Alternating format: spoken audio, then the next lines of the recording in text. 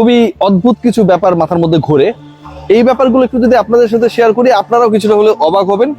এবং বাংলাদেশের chief selector Gazi Ashraf Hossain Lipu এবং তার রানিং মেট আব্দুর রাজ্জাক, তারা আসলে কি চিন্তা করে, কিভাবে চিন্তা করে, সেটা আমার কাছে মনে হয় যে এটার একটা সায়েন্টিফিক ব্যাখ্যা বাংলাদেশ ক্রিকেট বোর্ড যদি কিছু সায়েন্টিস্ট নিয়োগ করে বের করার চেষ্টা করে, it would be very much helpful for the viewers, for the spectators and the supporters, journalist, সবার জন্য। বাংলাদেশ ক্রিকেট দলের এই মুহূর্তের পারফরমেন্স যদি আমরা বিবেচনা করি, টি-20 ফরম্যাটে বাংলাদেশ দারুণ খেলছে, রাইট? বাংলাদেশ দল শ্রীলঙ্কাকে তাদের মাঠে হারিয়েছে, বাংলাদেশ পাকিস্তানের বিপক্ষে হোমে টানা 2 ম্যাচ জিতেছে, সিরিজ জয় করেছে, হোয়াইট ওয়াশ করার একটা সুযোগ তৈরি হয়েছিল। বাট এই দলটাকে নিয়ে যদি আপনি চিন্তা করেন যে বাংলাদেশ দলের সমস্যার জায়গাটা কোথায়, কোন জায়গাটায় we need to have some improvement, সেখানটায় যদি বলেন স্পিন ডিপার্টমেন্ট, আপনার উত্তরটা আসবে নো। আমাদের স্পিন মোটামুটি ভালো আছে, আপ টু দ্য মার্ক আছে। পেস ডিপার্টমেন্ট যারা আছে, কাকে খেলাবেন কাকে বাদ রাখবেন সেটা নিয়ে একটা ডিলেমা তৈরি হয়ে, all the pacers they are in a very good shape. বাংলাদেশের ওপেনিং ডিপার্টমেন্ট সেটা নিয়েও অনেক নাড়াচাড়া হয়েছে, বাট তানজিদ হাসান তামিম এবং পারভেজ হোসেন ইমনকে নিয়ে কোনো প্রশ্ন নেই। নাম্বার 3 নিয়েও কোনো প্রশ্ন নেই। লিটন কুমার দাস ক্যাপ্টেন, তিনি যতদিন ক্যাপ্টেন থাকবেন পারফরমেন্স খারাপ করলেও তিনি খেলবেন। যদিও লাস্ট 3 ম্যাচে করেছেন 17 রান, এভারেজ হচ্ছে 6-এর নিচে। তারপর লিটন কুমার দাস অবভিয়াস সূর্যের মতোই, যতদিন আলো দেবে সূর্য ততদিন পৃথিবী আলোকিত হবে। লিটন কুমার দাস যতদিন ক্যাপ্টেন থাকবেন ততদিন তিনি খেলবেন, পারফরমেন্স কোচ না করুক। সূর্য থাকার পরও যেমন আকাশে মেঘ জমে বৃষ্টি হয়, লিটন কুমার দাস ক্যাপ্টেন থাকার পরও আউট অফ ফর্ম হয়ে যান। So Liton Kumar Das is equal to Surya. বিষয় যেটা, সেটা হচ্ছে বাংলাদেশের সবচেয়ে কনসার্নিং জায়গা যেটা, সেটা হচ্ছে মিডল অর্ডার। মিডল অর্ডার নিয়ে অনেক এক্সপেরিমেন্টস আমরা দেখেছি। আমরা যদি খেয়াল করে দেখি যে বাংলাদেশের এই মুহূর্তে অবভিয়াস চয়েস যিনি, সেই ক্রিকেটার তাওহিদ হৃদয়, তিনি আউট অফ ফর্ম। আপনারা সবাই আমাকে রিকোয়েস্ট করেন যে রিয়াসাত ভাই হৃদয়কে নিয়ে কথা বলেন, আমি কথা কম বলি, আমি চাই যে আরো কিছু চান্সেস হোক, but the reality is that he is out of form.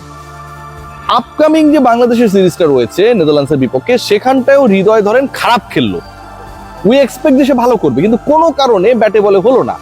আরো একটা বাজে সিরিজ তার গেল। যদি যায় টানা 3টা ম্যাচে যদি ব্যর্থ হয়, যদি এই ঘটনাটা ঘটে, তাহলে আপনার অপশনটা কে আসছে আলোচনায়?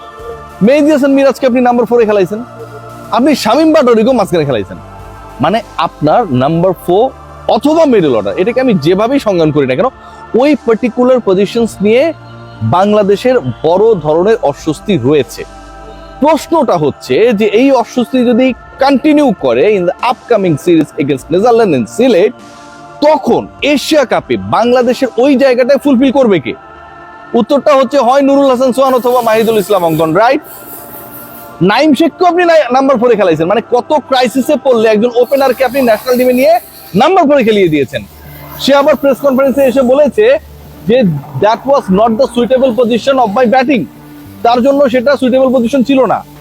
আপনি জোর করে খেলাচ্ছেন, কিন্তু যারা মিডল অর্ডারে সত্যিকার অর্থে ভালো করেছে, ভালো স্ট্রাইক রেট মেনটেইন করেছে, ঘরোয়া ক্রিকেটে ভালো করেছে, বাংলাদেশের সফরগুলোতে ভালো করেছে, তাদেরকে আপনি বিবেচনা করছেন না। আপনি যদি পরের টোরে না রাখার পরে, পরের সিরিজটাতে না রাখার পরও নেদারল্যান্ডসের বিপক্ষে, এবং ওই সিরিজে যদি বাংলাদেশের মিডল অর্ডার আবারও কলাপস করে, up to the mark performance করতে না পারে, এরপরে যদি আপনি সোহান বা অঙ্কনকে এশিয়া কাপের দলে রাখেন, এটা কতটুকু ওয়াইজ চিন্তা করে দেখুন। আপনি যেই ছেলেটাকে এশিয়া কাপের দলে বিবেচনা করবেন অথবা মিডল অর্ডারের বিকল্প হিসেবে ভাববেন, আপনি তো এশিয়া কাপের আগের প্রস্তুতি সিরিজে তাকে খেলার ব্যবস্থা করে দিবেন, সে আপনার দলে থাকবে।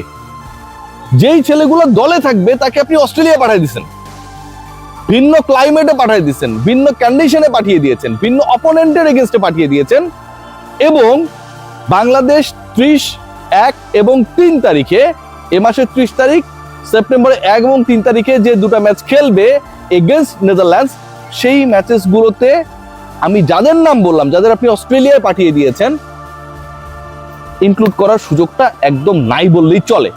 কারণ অস্ট্রেলিয়া বাংলাদেশের লাস্ট ম্যাচ শুরু হবে হচ্ছে 28 তারিখে। সেই ম্যাচ শেষ করে নিশ্চয়ই এসে 3 তারিখে লাস্ট ম্যাচেও যদি ধরানোর চেষ্টা করে, সেটাও সম্ভব না। আপনি ন্যাশনাল টিমে যাদেরকে বিবেচনায় রাখবেন, এশিয়া কাপ, ওয়ার্ল্ড কাপ বিবেচনায় আপনার মিডল অর্ডারে যারা ব্যাকআপ হবে অথবা মেইন প্লেয়ার হবে, তাদেরকে আপনি জাতীয় দলের হয়ে খেলার সুযোগটা করে দিচ্ছেন না। এই টিম সিলেকশন তো করেছে আমাদের সিলেক্টররা। আমি কেন বললাম যে একটা সাইন্টিফিক ব্যাখ্যা দাঁড় করানোর জন্য আসলে কিছু সায়েন্টিস্টের দরকার। আপনারা কি চিন্তা করলে এটা করলেন? অস্ট্রেলিয়ার বিপক্ষে, অস্ট্রেলিয়া এই দলের বিপক্ষে কি বাংলাদেশ খেলবে? আসলে কি সেরকম শক্তিশালী দলের বিপক্ষে বাংলাদেশ খেলতে যাচ্ছে? Almost you have made a national team. Why? আপনার ন্যাশনাল টিমের backup cricketer or main cricketer যারা হবে তাদেরকে খেলানোর দরকারটা যেখানটায়, আপনার সেখানটায় রাখলেন না। আপনি এ টিমের হয়ে পাঠিয়ে দিলেন। এরপরে তারা যদি ওখানটায় ভালোও করে, বললাম ফাটিয়ে ক্রিকেট খেললো, এশিয়া কাপের দলে ঢুকিয়ে দিলেন। একটা জাতীয় দলের অংশ না হয়ে, জাতীয় দলের সাথে কোনো প্রিপারেশনের মধ্যে না থেকে এই ক্রিকেটাররা এশিয়া কাপে গিয়ে শতক আর অর্ধশতক মেরে দিবে, 170 স্ট্রাইক ব্যাট করবে। Is it logical? ইন্টারেস্টিং আলোচনা আরো একটা আছে। আপনারা সবাই জানেন যে জুলিয়ান উডকে নিয়ে অনেক আলোচনা রয়েছে। পাওয়ার হিটিং কোচ, রাইট? ভারী ভারী ব্যাট দিয়ে প্র্যাকটিস করায় ব্যাটারদেরকে, যেন বলগুলোকে বাউন্ডারি সীমানার বাইরে পাঠিয়ে দিতে পারে, মাসল পাওয়ার যেন বাড়ে, হিটিং পাওয়ার যেন বাড়ে, রাইট? এই যে পাওয়ার এক্সেলারেশনের জন্য Bangladesh cricket board hire Julian Wood after having a suggestion from the head coach Phil Simmons.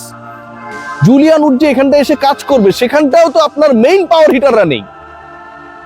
Hridoy strike rate নিয়ে আপনার প্রশ্ন রয়েছে, দলে থাকা না থাকা নিয়েই তার অবস্থা খারাপ। মেহেদী হাসান মিরাজের ক্ষেত্রে same goes on.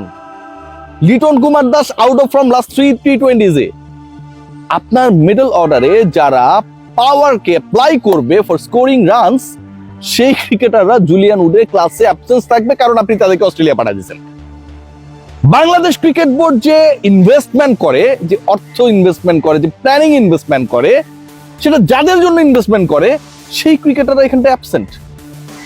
You have hire a very good teacher for your child. Teacher প্রতিদিন আপনার বাসায় আসে, আপনার বাচ্চা থাকে না, সে খেলতে যায়, অসুস্থ থাকে, পড়ার সুযোগটা পায় না। আপনি যত ভালো টিচার এখানটায় আনেন, সেটার কি অ্যাপ্লিকেশন, সেটার রেজাল্টে কি আপনি ভালো পাবেন? ডেফিনেটলি পাবেন না। বাংলাদেশ দলের থিঙ্ক ট্যাঙ্কার হিসেবে যারা কাজ করে, আদৌ তারা কি চিন্তা করে, আই হ্যাভ দ্যাট ডাউট। এবং আমিনুল ইসলাম বুলবুলের মতো এত প্রাজ্ঞ একজন ব্যক্তি থাকার পরে এই যে ব্ল্যান্ডার্স গুলো হচ্ছে, তিনি বলবেন যে আমি এগুলোতে নজর দিই না। ডেফিনেটলি দিতে হবে, ডেফিনেটলি দিতে হবে। আমি আবারও বলছি, আপনার সন্তানের বয়স 18 পেরিয়ে গেছে, আপনি তাকে স্বাধীনতা দিয়েছেন, কিন্তু সে আকাম করে বেড়ায়, আপনি কন্ট্রোল করবেন না।